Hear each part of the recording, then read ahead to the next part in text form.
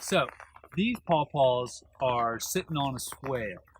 Now a swale on contour is a very popular permaculture earthwork design where you're creating a dugout basin and a corresponding downhill berm.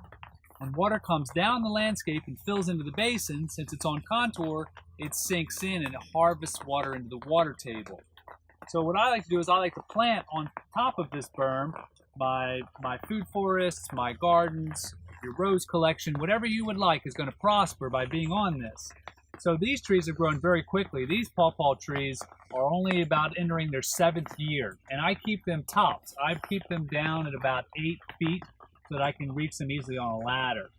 Now, you can also see between these pawpaw trees, and this is captured in my book. If you look in the food forest chapter, you'll see a couple of young pawpaws. These are these big pawpaws now, with a lead plant, which is a nitrogen fixing plant, a leguminous prairie species that fixes nitrogen through its roots and feeds the trees as they're developing.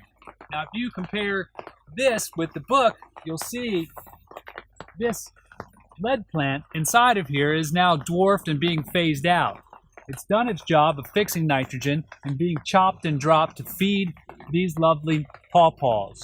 So here you see succession in the food forest building. We have a swale, we have a nitrogen fixer, we have beautiful, heavy cropping fruit.